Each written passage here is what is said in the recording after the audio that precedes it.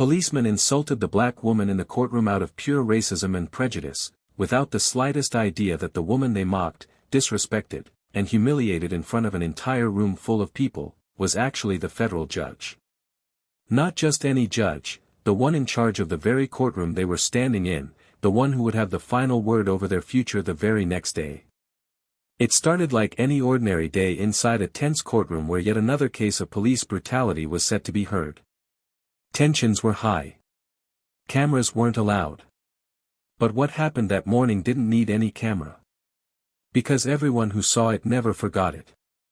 She had arrived quietly, early, with no robe, no entourage, and no sense of superiority. She came in alone, dressed modestly, sitting quietly on one of the benches in the back. She wasn't holding any badge or walking with a clipboard. She wasn't giving orders. She was watching. Listening. Observing the courtroom where she'd be sitting behind the bench tomorrow. Just trying to feel the weight of the space. Until they saw her. Two officers, both white, both loud, both laughing just a little too hard. One of them leaned toward her with a smirk that reeked of condescension and asked if she was here for her man's trial. She didn't answer. She blinked slowly and turned back to face the front. The other officer scoffed and said louder, "Or maybe she's late to her own case." "What you in for, huh? Resisting arrest? Shoplifting? Loitering?" Their words slashed through the air like knives, and a few people around started chuckling, not because it was funny, but because it was uncomfortable. And some of them were used to seeing things like this happen to women like her. Then, louder this time, the first officer motioned with his hand and said, "Ma'am, unless you're here to support someone, you're gonna need to leave this area. This isn't a place to hang around if you're not involved." She stood still. Her silence made them uncomfortable. She wasn't angry. She wasn't yelling. She was just still. Still and unreadable. And that, to them, was unacceptable. One of them stepped closer, lowering his voice but raising the venom in his tone. "I said, you need to move. Now. Don't make this more difficult than it has to be." And that's when the entire courtroom turned. Not because of her. Because of him. Because of how loud he was. Because of how unnecessary it was. Because it was obvious to everyone that something was off. That this wasn't about protocol. This was about power. About control. About making her small. But she didn't move. Not until a clerk came rushing out from a side door, eyes wide with panic, recognizing her face and whispering something into the officer's ear. You could almost hear the blood drain from his face. His expression shifted instantly. Shock. Fear. Regret. And then, complete silence. The laughter stopped. The whispers faded. Every eye was on her. She looked at the officer, not with anger, not with vengeance, but with something colder, deeper, awareness. She had known exactly what they were doing. And she let them do it. She let them show the world who they really were. Because tomorrow, when the robe went on, and the courtroom rose at the sound of her name, she would no longer be just a black woman sitting quietly in the back. She would be the one with the gavel. But the humiliation she endured wasn't just a misunderstanding. It wasn't an accident. It was a reflection of something far deeper. The way they looked at her. The way they spoke to her. The assumptions. The laughter. The way they flexed their authority on someone they assumed had none. And the tragic irony? They weren't even scheduled to be in that courtroom. They were there early for another case and decided to have some fun at someone else's expense. They had no idea that their little performance would become a professional disaster that would cost them more than they could imagine. Because the very next morning, when she walked into that same courtroom wearing her robe, with her head held high and her voice steady, they weren't just shocked. They were exposed. Their careers. Their names. Their record. Everything was on the line now. And the moment she picked up that gavel, she didn't need to raise her voice. She didn't need to threaten. She simply let the law speak louder than their hate ever could. She didn't just come for justice, she was justice. And what she had in her hands was not just their punishment, but their lesson. The courtroom wasn't the only place that day that stood still. News spread. People talked. The footage may not have been recorded, but the impact was irreversible. Because sometimes, karma doesn't need to be loud. It just needs to be undeniable. They tried to erase her dignity in public, and they ended up exposing their own ignorance in front of the entire system. But what truly made jaws drop wasn't the fact that she had the power to destroy their careers, it was what she chose to do with it. And that's the moment everyone started asking. Would she show them mercy? Or make an example out of them? The answer will leave you speechless. Before we begin this story, we want to take a moment to speak directly to our black viewers. At Plow of Twist, we stand firmly against any form of racism, prejudice, or injustice. We see you. We hear you. And we support you. This channel is a space where stories of resilience, strength, and redemption are told with heart and respect. Today's story is a reminder of the power of truth, dignity, and karma. Enjoy the story, and if this message resonates with you, don't forget to subscribe to the channel and drop a like to help us spread powerful stories that matter. Now, let's get into it. In the heart of Baltimore, where the echoes of past injustices linger in the cracks of the sidewalks and the whispers of resilience float through the air like dust, lived a woman whose silence was often mistaken for submission. Her name was Ayana Brooks, a 41-year-old federal judge with a mind sharper than any blade and a presence that could silence an entire room even without a robe. Ayana had climbed every rung of a ladder most people like her weren't even allowed to touch. Born in the east side of the city, daughter of a single mother who worked nights cleaning hospital floors and days braiding hair out of their small apartment kitchen, Ayana grew up watching the world treat women who looked like her as if they were invisible, unless they were being accused of something. But even as a child, she wasn't quiet because she was afraid. She was quiet because she was watching, learning, storing every word, every injustice, every glance of dismissal for a time when she could turn all of it into action. She had a photographic memory, but what people remembered most about her wasn't her mind. It was her poise. She walked like she belonged in every room she entered, even when those rooms didn't want her there. Her chambers were modest, filled with law books from decades past, some with pages so worn they cracked when opened. A single photo of her mother sat behind her desk, a silent reminder of everything she owed to a woman who never saw the inside of a courtroom unless it was to clean it. Ayana's journey was not defined by luck or shortcuts. She had earned every degree, every clerkship, every sleepless night drafting opinions and legal briefs while facing scrutiny from both outside and within the system. She had mastered the art of diplomacy, understanding that as a black woman in federal power, she couldn't afford even the slightest misstep. Any emotion she showed would be weaponized. So she saved her emotions for the people who mattered, victims seeking justice, defendants who had been railroaded by a broken system, children who reminded her of herself. Her colleagues, mostly white and male, often underestimated her. They praised her work ethic but whispered about her background. They smiled in front of her and shook their heads when she wasn't looking. But she didn't need their approval. Her courtroom wasn't a place for ego, it was a sanctuary for truth. She presided with precision, cutting through lies like a scalpel through tissue. She didn't raise her voice. She didn't have to. Her control came from the weight of her words, the steadiness of her tone, the way she paused before speaking, making people lean in. Even the prosecutors knew, when Judge Brooks paused, it was because she was about to shift the entire conversation. But outside the courtroom, Ayana lived alone. Not out of loneliness, but by choice. She had dated over the years, but few men could hold space for a woman like her without feeling overshadowed. Her closest relationships were with her niece, Layla, a bright-eyed pre-law student at Howard University, and her best friend Simone, a public defender whose fire and sharp tongue often balanced Ayana's quiet storms.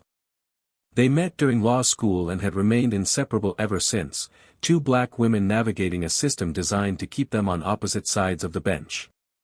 The courthouse where Ayana worked was an old stone building with marble floors that echoed too loudly and fluorescent lights that made everyone look tired. It was the kind of place where time felt heavy. Everyone walked with a purpose, their footsteps rushed, eyes glued to their phones, shoulders tight.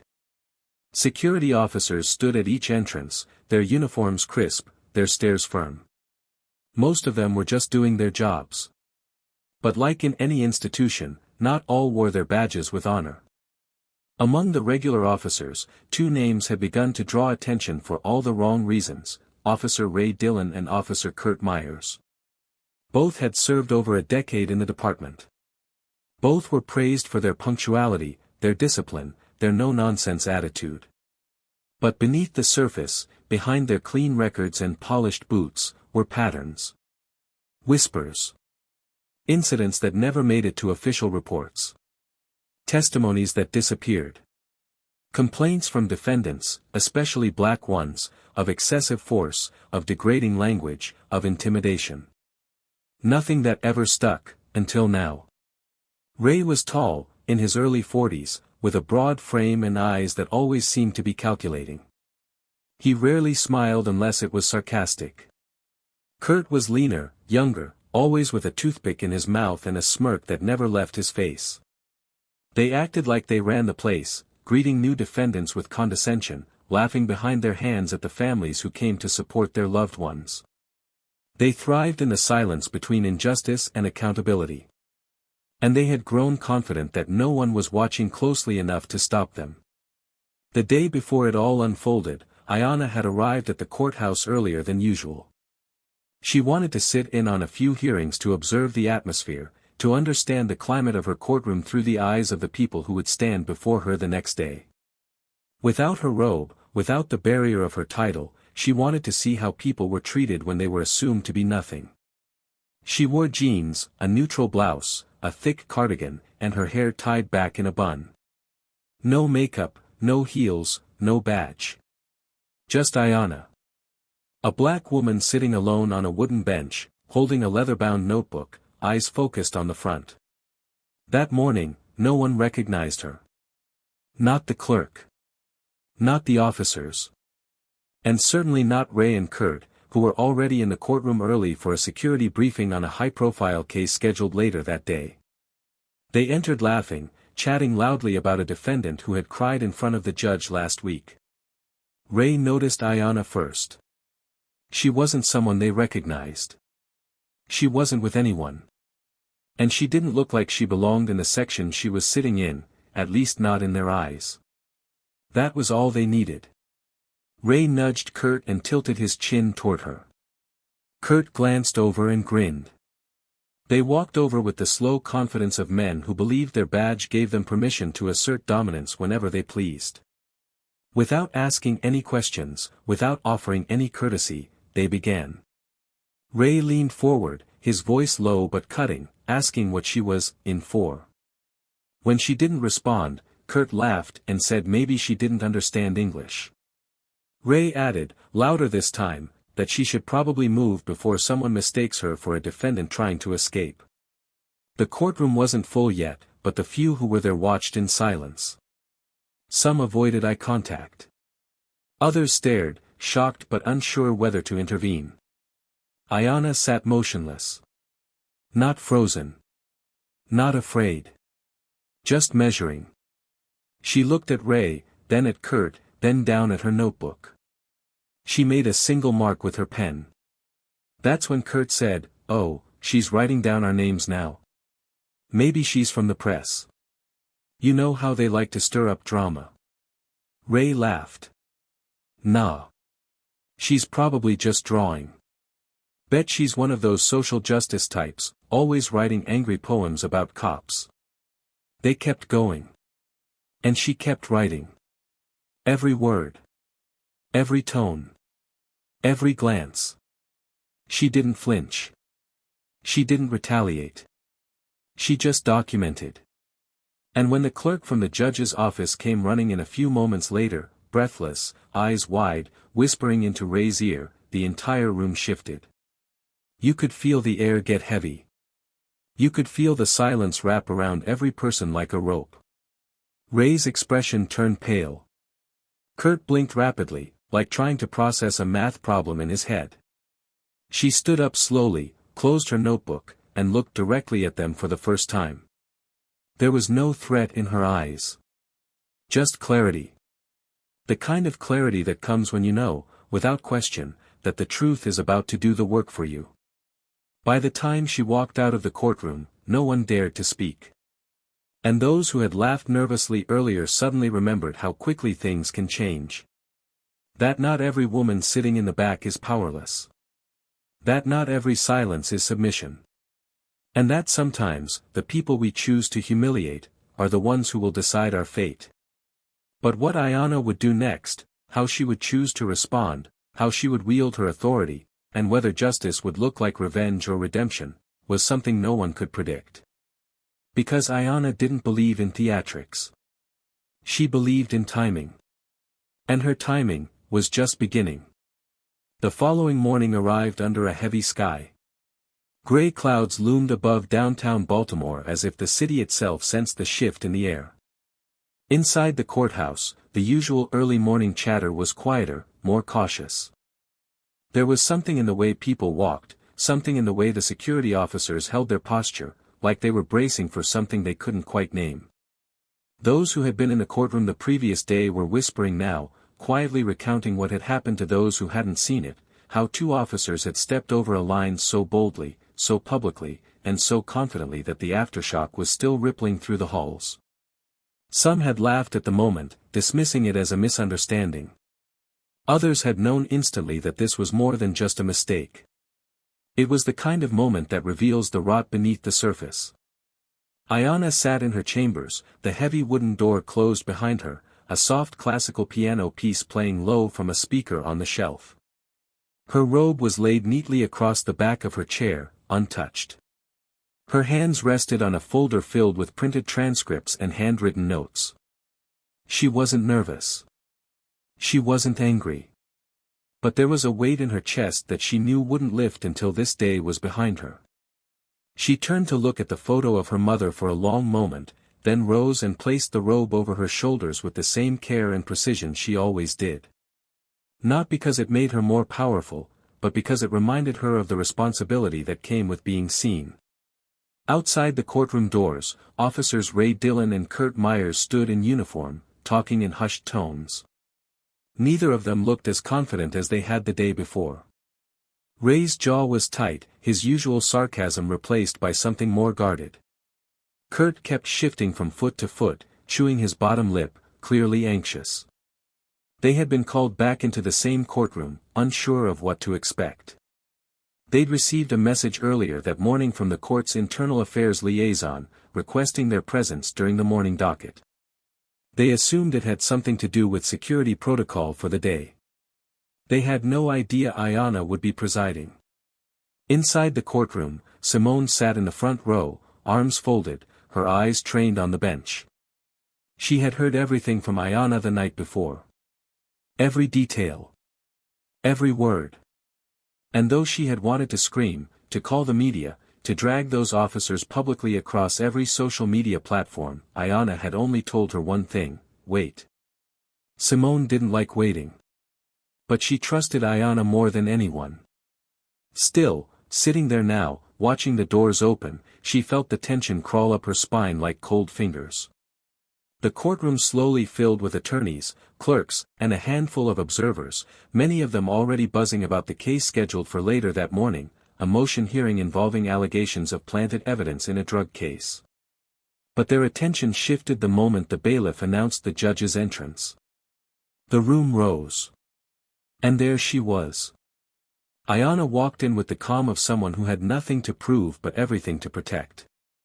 Her robe flowed gently behind her, her chin slightly raised, her eyes steady. No one could tell that her heart had tightened in her chest the moment she saw Ray and Kurt standing by the side wall. They didn't meet her eyes. Not yet. They stared straight ahead, pretending to be focused on the court's decorum.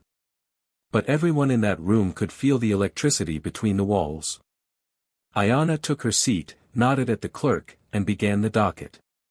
She moved through each case with measured focus, her voice even, her questions precise. But beneath the surface, every word she spoke held a sharper edge.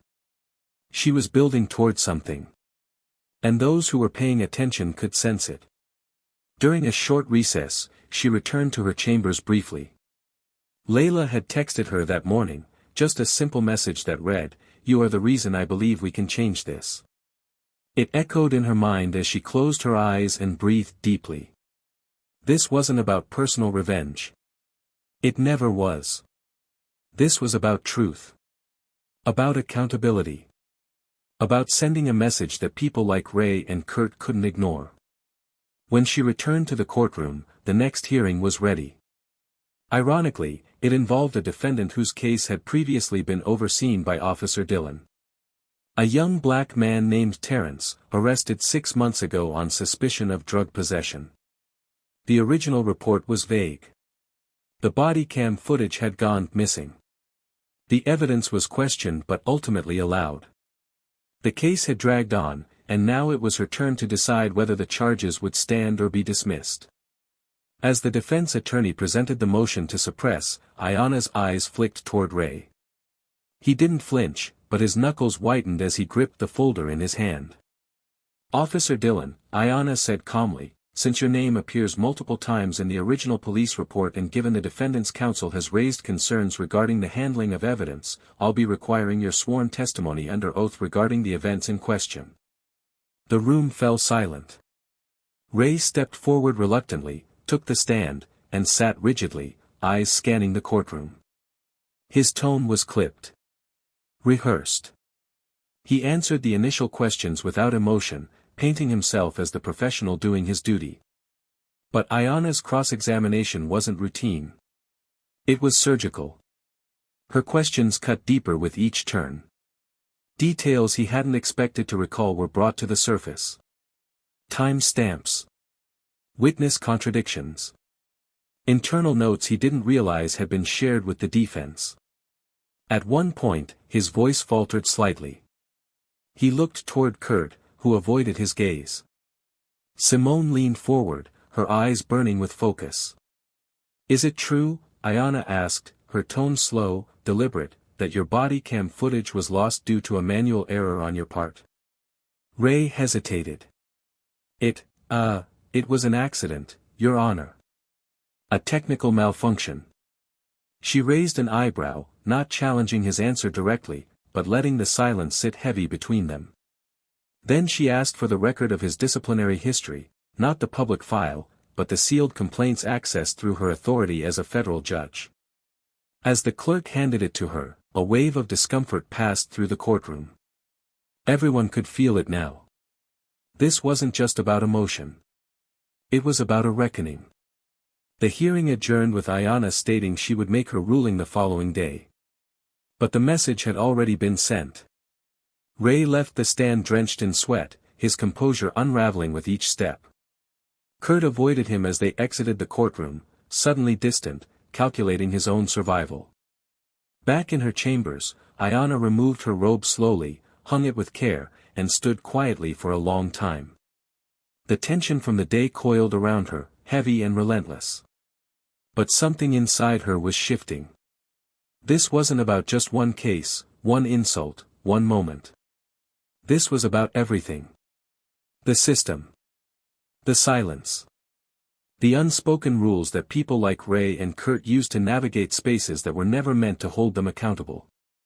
And tomorrow would not be like today. Because tomorrow, the cameras would be allowed.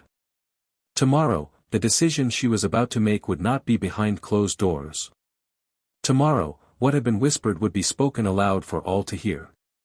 And no one, absolutely no one, was ready for what she was about to do. The courtroom was packed.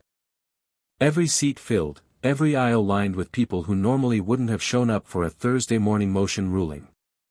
But word had spread, first among courthouse staff, then within legal circles, and finally across the community. Whispers of what had occurred just days before had found their way into public conversation. Not through a viral video or news headline, but through murmured retellings of what two officers had done, and what the judge had chosen not to respond to, at least not yet. People knew something was coming. They just didn't know what. Ayana entered through the private hallway behind the bench. The soft thud of her heels on the polished floor echoed in perfect rhythm with her breath. She wasn't nervous. But something in her moved differently that morning. The quiet resolve she carried had thickened, sharpened. Her robe hung over her shoulders like armor, and beneath it, she wore a fitted black suit, minimal, structured, intentional. She passed the clerk, nodded gently, and stood for a moment behind the double wooden doors separating her from the courtroom. She could hear the rustle of papers, the occasional cough, the murmuring voices. Then, the announcement from the bailiff. All rise. The Honorable Judge Ayana Brooks presiding. The doors opened. As she stepped forward and took her seat behind the bench, the room stood in a wave of silence. She scanned the courtroom, not for attention, but for awareness. Ray sat at the witness table, his face drawn, his eyes refusing to lift from the surface of the desk. Kurt sat 3 rows behind him, fidgeting with a pen, tapping it against his leg, pretending to be unaffected. Simone stood near the gallery, arms crossed, her expression unreadable but charged. Layla had managed to get a visitor's seat along the sidewall. She didn't blink. Ayana leaned forward slightly and spoke. Before we resume today's hearing, I need to address the court on an internal matter regarding judicial conduct, procedural integrity, and officer accountability. The room stiffened. This courtroom operates under a principle that no one, regardless of title, badge, robe, or record, is exempt from the standards we expect in a space of justice. Last week, an incident occurred that I have since reviewed thoroughly. It involved the behavior of 2 officers, Raymond Dillon and Kurt Myers, whose conduct violated not only the decorum of this courthouse but the foundational respect owed to every individual who steps into it. There were no outbursts. No gasps. Just silence. Deep, heavy silence. Ayana continued, but her tone didn't rise. It sank. Each word pressed into the air like weight. On the morning in question, I entered this courtroom as a citizen. I did so without robe, without title, without introduction. I was not addressed as Your Honor. I was not treated as a professional. I was not treated as a woman. I was not treated with basic human respect. Instead, I was mocked. Dismissed. Targeted. For nothing more than the color of my skin and the assumption that I did not belong. Ray's head finally rose, and his eyes met hers. For a second, his jaw shifted like he might speak. But Ayana didn't pause. I documented the interaction in full. I later requested the courthouse surveillance footage, which, though silent, captured the body language and aggression clearly. I consulted transcripts, filed a formal complaint through the Internal Court Ethics Board, and allowed due process to take its course without interfering. She turned to the side and nodded. A second clerk approached with a file, which Ayana opened and placed on the desk before her. After internal review, both officers have been found in violation of the Federal Courthouse Conduct Code, with additional evidence submitted by third-party testimonies and historical complaints that, until now, had not been acted upon. Kurt dropped the pen in his lap. Ray exhaled once, shallow, almost inaudible. As of this morning, both officers have been formally suspended from duty, pending final review from the Department of Justice's Office of the Inspector General. There it was.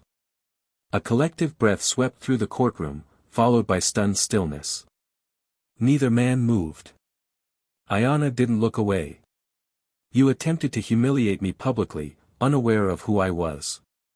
But more than that, you revealed how you treat people you assume to be powerless.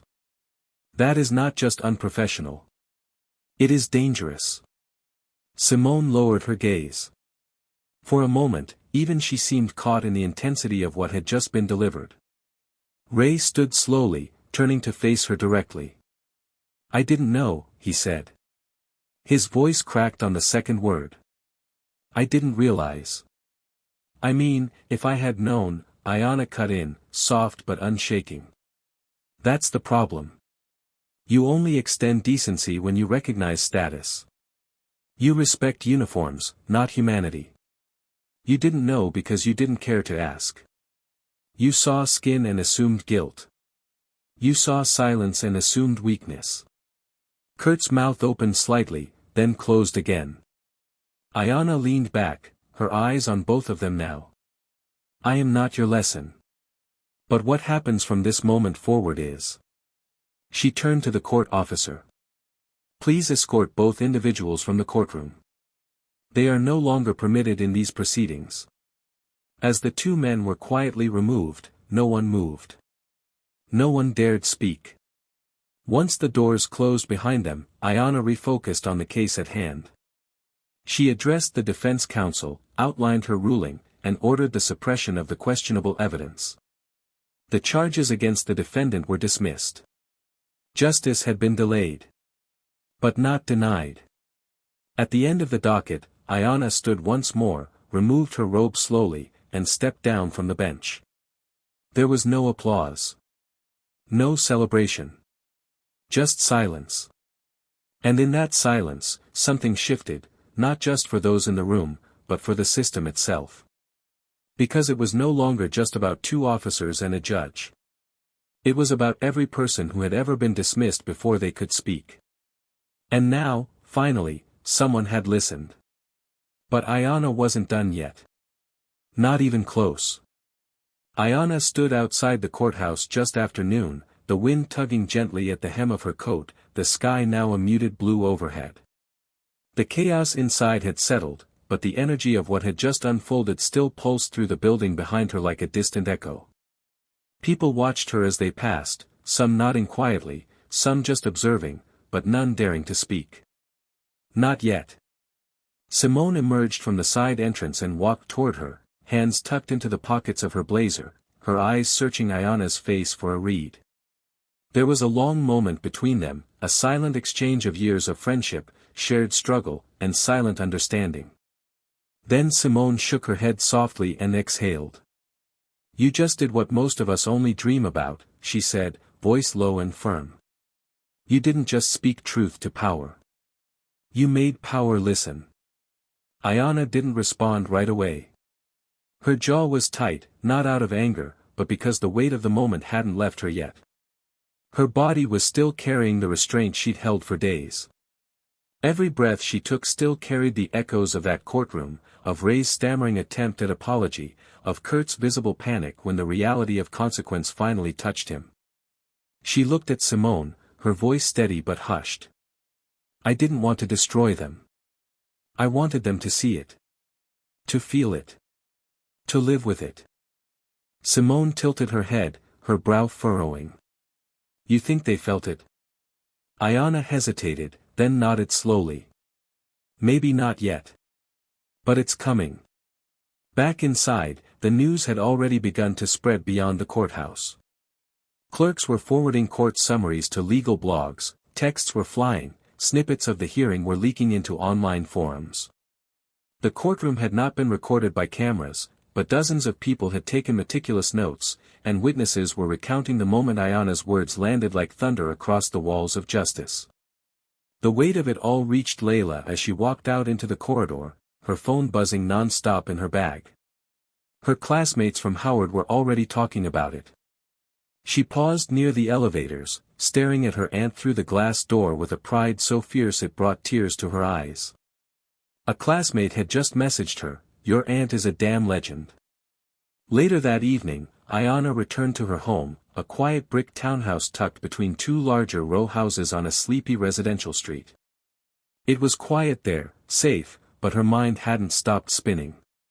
She poured herself a glass of red wine and sat at the edge of her bed, still in the same clothes, unwilling to shed the layers of the day. Her phone vibrated once. A message. Unknown number. She read it without opening it fully. You made a mistake. We're not done. She stared at the screen, unreadable. Then she locked the phone, placed it on the table, and didn't react. She knew what fear looked like, and that wasn't it. That was desperation. The desperate reach of a man who had believed he was untouchable.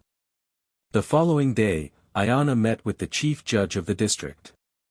The conversation was brief but heavy. He commended her professionalism, noted the overwhelming support coming in from both the public and the legal community, and assured her that her actions would be upheld by the circuit's ethics committee. But she could tell there was tension beneath his words. "You put a lot of eyes on this courthouse," he said carefully. "That can go both ways." Ayana didn't flinch. "Maybe it's about time they start watching." By that afternoon, both Ray and Kurt had submitted written statements through the union. In them, they cited stress, unclear identity markers, and unintentional misjudgment. They stopped short of apologizing directly. It was legal shielding. Ayana had expected nothing more.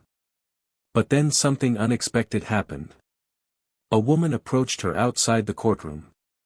Mid-40s, white, clearly nervous. She introduced herself as the sister of a former defendant whose case had also involved Officer Dillon. She whispered, her voice shaking, that her brother had died in jail after being arrested for something he didn't do. The evidence had been vague. The officer's statements had been conflicting. Nothing had ever been investigated. Ayana stood there, listening, frozen by the realization that this wasn't just a personal story anymore. It had never been. Her experience had been a door, a portal, into a truth far greater. The humiliation she endured wasn't the center of the story. It was only the spark. The real fire had always been smoldering just beneath the surface. And now it had air. Later that evening, she gathered with Simone and Layla in her living room. The lights were dim, the city humming quietly outside. Simone was pacing, her energy sharp, electric. "You know this is going to become national," she said. "They'll spin it. Use it. Maybe even try to discredit you. Are you ready for that?" Ayana nodded, slowly. "They can try. But they won't unwrite what's already been said." Layla sat forward on the couch, hands clasped together, her voice small but steady. "What are you going to do next?" Ayana looked at her niece for a long moment, then spoke with a calm that felt both terrifying and beautiful. "I'm going to turn this into something bigger. I'm not done. Not even close."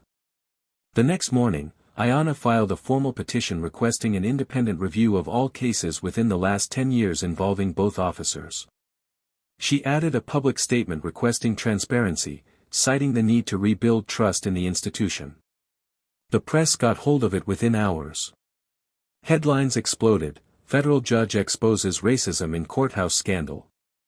"Justice from the Bench, Judge Ayana Brooks Demands Accountability." The narrative was no longer just a courtroom anecdote.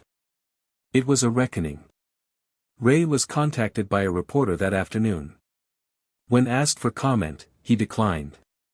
But Kurt wasn't as composed. He gave a brief statement on camera, trying to paint himself as misunderstood, dragged down by a corrupt partner. He shifted blame, implied confusion, and, most notably, never mentioned Ayana's name directly. When the clip aired, the comments section exploded. People weren't just angry. They were awake. Something had snapped. The public was no longer passive. Inside Ayana's office, the phone rang non-stop. Messages poured in. Survivors. Mothers. Former defendants. Advocates. Even a few anonymous officers quietly expressing support. Her assistant, overwhelmed, tried to manage the chaos, but Ayana instructed her to let the messages come. "They deserve to be heard," she said simply. That night, the city of Baltimore felt different. The courthouse lights stayed on longer. Reporters lingered. Community organizers planned vigils. Protesters gathered not in rage, but in unity. Ayana stood at her window and watched the flicker of candles from a nearby park. She thought about her mother. About how she used to braid hair by the window and tell Ayana, when people see you, make sure they see the truth too.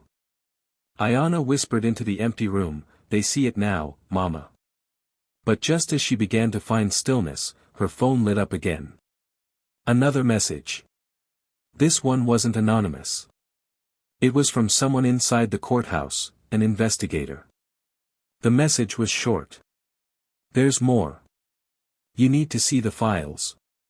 She stared at the screen, her chest tightening, the room closing in just slightly. Because now, she knew. This wasn't the end. It was only the beginning. The files arrived in a sealed envelope, hand-delivered by an internal investigator who had worked within the federal court system for over 15 years. Ayana had met her once before, years earlier, in a committee meeting about court reform. Her name was Evelyn Stroud, quiet and deliberate, the type of woman who listened more than she spoke, the kind who remembered everything. She didn't ask for permission to deliver the documents, she knew Ayana would want them the moment she saw what they contained. There were over 40 pages, old complaints, internal memos, witness statements, and sealed correspondences between the courthouse administrative office and city law enforcement. None of it had ever been publicly released. Some of the pages were stained with time, marked "No action taken," scribbled in red ink in the top corners. Ayana sat alone in her office that evening, reading until the light from her desk lamp pooled across the paperwork like fog on water. What she saw wasn't just misconduct, it was a pattern. Names repeated. Patterns repeated. Entire lives unraveled because of unchecked authority and a system that preferred silence over disruption. The further she read, the clearer it became that Ray Dillon and Kurt Myers weren't anomalies. They were symptoms. What she had thought was a single firestorm was, in truth, the first flicker of a much larger blaze. There were cases where footage had gone missing more than once, where charges had mysteriously shifted, where plea deals were pushed under pressure from suspicious testimony. The same names reappeared, sometimes as victims, sometimes as silent background figures whose stories had never been heard in court. These were people failed by a justice system too tangled in its own fear of exposure to make things right. And now, that responsibility had landed in Ayana's hands, not because she sought it, but because she could no longer ignore it. The next morning, she contacted the office of the Inspector General again, requesting that they expand their scope. This wasn't just about 2 officers anymore. This was about how many lives had been affected, and how deep the negligence truly ran. Evelyn supported the request and assured her she would testify if necessary. There was no hesitation in her voice, only clarity. But the deeper Ayana moved into the process, the more she realized what was at stake. By exposing the entire system, she wasn't just risking backlash, she was risking the very structure that gave her power. She began to see the lines blur between her role as a judge and her responsibility as a citizen. Could she maintain her seat and still challenge everything it stood on? Was it possible to hold a position inside the system and still rip it open from within? Simone warned her gently one night, sitting across from her at the kitchen table. "You do this," she said, stirring her tea slowly, "and they won't just try to silence you. They'll try to remove you." Ayana didn't respond immediately. She was staring at the list of affected cases, each line a name, each name a life. "I know," she finally said. "But what do I do if I stay silent? What do I become then?" Simone leaned back, her eyes heavy. "You become what they wanted you to be from the beginning, someone who saw it and said nothing." Word began to spread again, this time through more official channels. Journalists picked up the scent of something deeper brewing beneath the courtroom scandal. Legal activists began organizing town halls. Layla helped Ayana digitize some of the files, blacking out identifying information but leaving enough for people to understand the gravity of what was coming. And with every move forward, Ayana could feel the target on her back growing wider. There were anonymous messages now, threats cloaked in civility, veiled warnings that she was stepping beyond the bounds of her station. A note left in her mailbox read simply, "Some things aren't yours to fix." But Ayana had long stopped believing that justice had borders. In the midst of it all, she received an invitation, one she hadn't expected. The chief judge called a closed-door meeting, requesting her presence and that of several senior justices. The tone was professional, the language formal, but the intent was unmistakable. They were trying to rein her in. When she arrived, they sat around a long mahogany table in a private conference room high above the city, the windows stretching so wide they made the people below look like ants. The chief began with pleasantries, asking about her docket, her health, her recent media attention. But it didn't take long before the tone shifted. "We're concerned that your current involvement is becoming disruptive," he said, using the kind of language that sounded polite but was loaded with expectation. Another judge chimed in, suggesting that Ayana should consider stepping back temporarily, to allow the process to unfold without bias. Ayana listened, still, silent, letting the room expose itself. When they finished, she straightened in her chair and looked each of them in the eyes. "Bias is what allowed this to go unchecked for years. If my presence makes you uncomfortable, it's because I'm not pretending anymore. I'm not asking for permission to seek truth. I'm demanding accountability." The silence that followed was palpable. Not angry, but shaken. She had drawn a line, and they knew it. Whether they stood beside her or not no longer mattered. She wasn't turning back. Back home, Ayana sat with her mother's photo once more. Her reflection flickered in the glass, her face older now, more worn, but still holding that spark.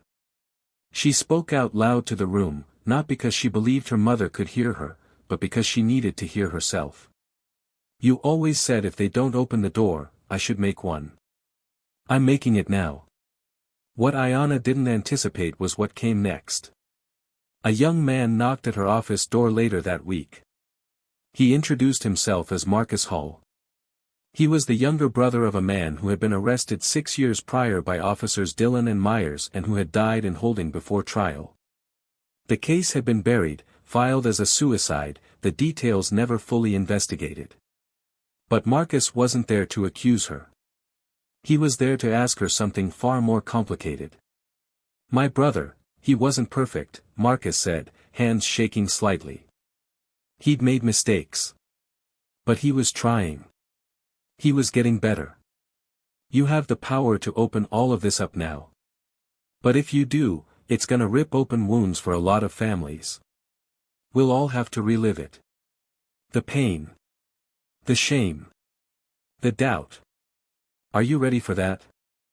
Ayana sat with his question like a stone in her chest. The truth was, she didn't know. There was a difference between pursuing justice and witnessing its aftermath. She could carry the burden of exposure. But could the families? Could the survivors? Could the community? Was it right to pull back the curtain so far that every scar was bared? As Marcus left, he stopped at the door and turned back. "I'm scared," he admitted.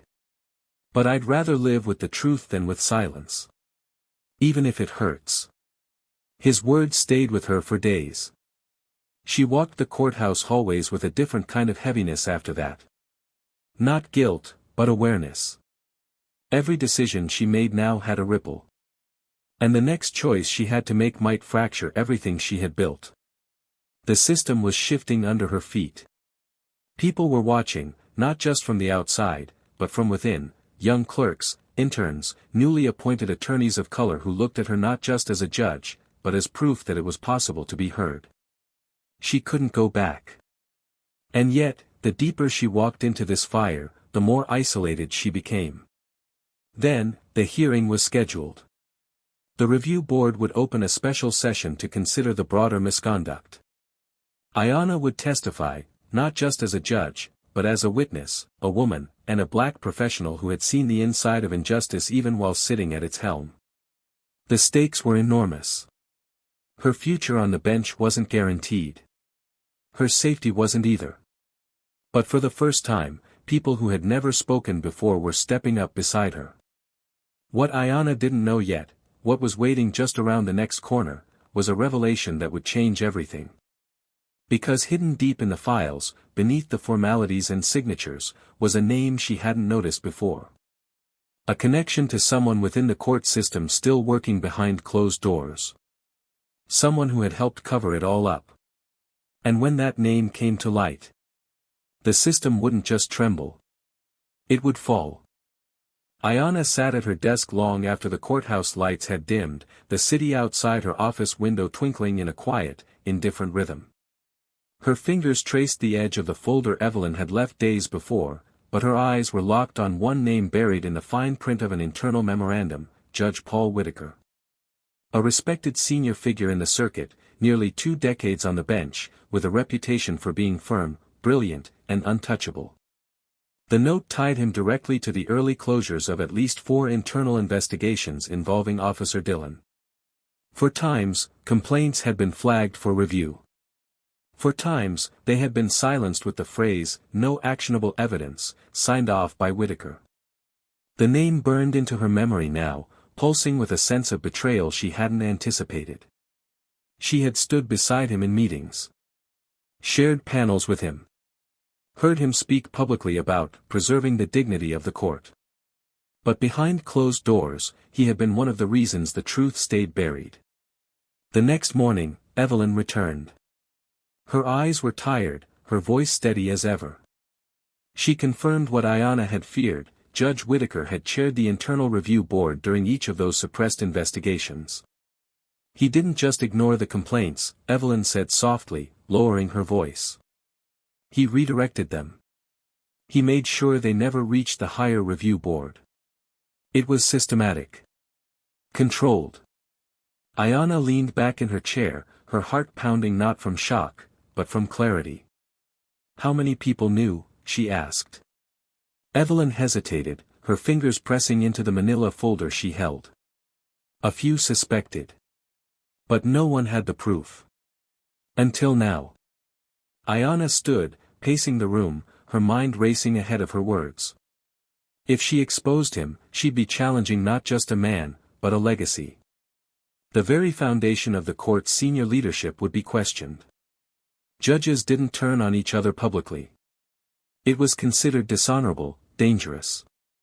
But silence now would mean complicity. And she had already crossed that line.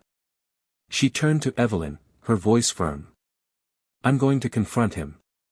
Not at a press conference. Not through a statement. Face to face." Evelyn blinked, unsure whether to be relieved or afraid. "Do you want me with you?" Ayana shook her head. "No. This is something I have to do alone." She found him 2 floors up, in his private chambers, where thick curtains kept out most of the light and bookshelves lined every wall. Whitaker was sipping black coffee when she entered, his demeanor calm as always. He looked up, surprised but not startled. "Judge Brooks," he said, standing to greet her. "What can I do for you?" Ayana didn't sit. She remained standing, her body rigid, her hands clasped in front of her. "I came across your name in a series of internal memos. I need to understand something. Why did you personally close the reviews on the Dillon complaints?" Whitaker's face didn't change, but his eyes narrowed, just slightly. "That was years ago," he said. "Most of those complaints were speculative. Not enough substantiation to move forward." Ayana took a slow breath. "One of the complainants died in custody." His voice dropped lower, more deliberate now. "You're walking into dangerous territory, Ayana." She flinched at the use of her first name. It wasn't familiarity. It was control. She stepped closer. "The territory became dangerous the moment people started dying and we kept quiet about it." Whitaker set his cup down with a quiet clink, his expression tightening. "You're emotional. I understand. You were personally involved in one incident. But don't let that cloud your judgment about the institution. We do our best here. That doesn't mean we chase ghosts." Ayana's voice didn't rise, but it cracked with something heavier than anger. They weren't ghosts. They were people. And they were ignored. Because someone made a decision to protect the institution instead of the truth. Whitaker leaned forward, voice low, almost a whisper. You think if you tear me down, you'll fix the system? You'll make it cleaner, fairer. That's not how this works. This place survives because we protect it from scandal. You burn this down, and what rises from the ashes won't be better. It'll be chaos. Ayana stared at him, her breath shallow, her chest tight. Then let it burn, she whispered. If the foundation is rotten, we build something new. When she left his chambers, the air felt different. Lighter. Not because the burden was gone, but because it had finally been named. She called Simone as soon as she returned to her office. Her voice was shaking now. Not from fear, but from the weight of everything she knew she had to do next. It's bigger than we thought, she said. Whitaker knew. He silenced the investigations. And now he's trying to make me believe this system is too fragile to survive the truth. Simone didn't hesitate. Then we give it the truth anyway. And if it cracks? That's on them. The decision came days later. Ayana filed a formal request for an ethics review of Judge Whitaker's past case involvement. The documentation she submitted was irrefutable, cross-referenced with sealed internal memos and timelines. It was more than enough to initiate a full-scale inquiry. The Judicial Council met in emergency session behind closed doors, their deliberations guarded, their responses tense. The public didn't know yet, but the system was trembling. Layla came to Ayana's home that evening with a tray of takeout and 2 glasses of wine. She sat at the kitchen table and stared at her aunt with a mix of awe and concern. You're changing everything, she said quietly. Do you realize that? Ayana smiled for the first time in days. It was soft, exhausted, but real. I'm not trying to change everything, she said. Just stop the damage where I can. Layla leaned forward, her eyes intense. But do you ever feel like, maybe you're alone in this? Ayana paused, her throat tightening. Yes. Almost all the time. But that doesn't mean I stop. I used to think justice was a thing you delivered from the bench. But now I know, it's a thing you protect every day, whether anyone sees it or not. The next morning, a press leak hit the local news. It was discreet, not yet viral, but it confirmed what Ayana had suspected. Someone within the court had leaked that Judge Whitaker was under internal investigation. The public didn't have details yet, but the headline was enough: senior federal judge under review amid scandal tied to misconduct suppression. Reactions varied. Some legal insiders dismissed it as political maneuvering. Others called it long overdue. But in the community, especially among those who had lived through the consequences of these decisions, it ignited something deeper. A sense of long-awaited validation. Marcus returned to the courthouse days later, this time not with questions, but with a folder. Inside were documents from his brother's case, letters, emails, transcripts that had never been seen by the court. I don't know if it helps, he said, his voice unsteady, but maybe it fills in a few gaps. Ayana accepted the folder with both hands, her voice gentle. It helps more than you know. He paused at the door, his back to her, then turned. For a long time, I thought no one cared. That what happened to my brother would just fade. But you made it matter again. Ayana nodded slowly, her throat too tight to speak. In the following days, more people stepped forward. Survivors. Families. Former attorneys who had once been silenced. One by one, they added to the growing chorus of truth. It wasn't just a reckoning. It was a resurrection of stories buried too long. And Ayana stood at the center, not as a savior, but as a mirror, reflecting back everything the system had tried to hide. But the final blow hadn't landed yet. As the next hearing approached, Ayana prepared to testify publicly before the Ethics Council. It would be unprecedented, a sitting federal judge presenting evidence against a senior member of the bench. Her testimony would be scrutinized, politicized, weaponized. But it would also be heard. And in the quiet hours before that moment came, as she sat alone in her chambers, she whispered again to her mother's photo. "I'm not afraid of what happens next." Because deep down, she knew, what was about to unfold would change everything. And once the truth was spoken in that room, there'd be no going back. The room was silent when Ayana stepped forward to testify. Not courtroom silence, the performative kind, broken by coughs or the rustling of papers, but a silence so deep and present it pressed against the walls like gravity. The Ethics Council sat high above the room on a raised platform, stone-faced, neutral, unreadable. Their robes were different than hers, symbolically and structurally, meant to weigh her words with skepticism and authority. Yet she stood without trembling. Not because she wasn't afraid, but because she no longer served fear. In her hand were the documents, testimonies, and undeniable proof connecting Judge Whittaker to a systemic cover-up that had spanned years and harmed countless lives. In her voice was the weight of everyone who had been silenced, dismissed, and forgotten. She spoke not as a judge defending her integrity, but as a woman declaring war on silence. By the end of her statement, there were no murmurs. No shifting in seats. The truth had landed. Raw. Clean. Uncompromised. The council thanked her. Formally. Coldly.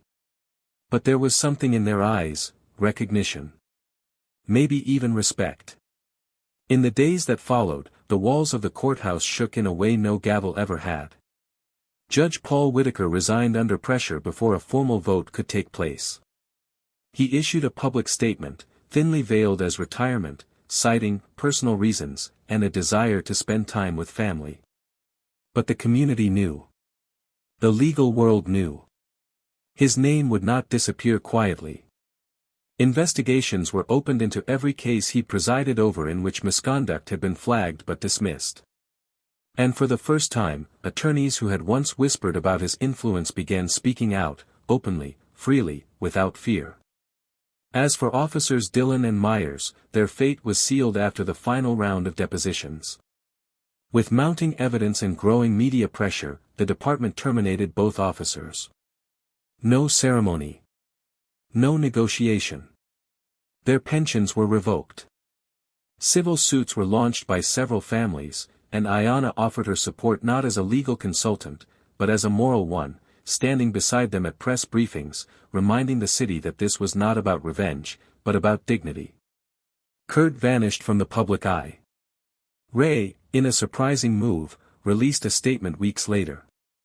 Not a full apology, but an admission. He acknowledged what had happened in that courtroom, and how, in his words, he had failed to see the humanity in the woman who now stands for justice. Some called it damage control. Ayana didn't care. She wasn't waiting for remorse. She was too busy making sure the damage would never happen again. Layla graduated from Howard with distinction later that spring. At her graduation, during her valedictory speech, she didn't quote any famous legal scholars. Instead, she spoke of her aunt. Of the moment she witnessed a woman stand alone in a room full of power and speak truth without apology. She said, "What I learned watching her wasn't how to win a case. It was how to live with integrity, even when the cost is your comfort." Ayana, seated in the crowd beside Simone, wiped silent tears from her face. Not from pride. From peace.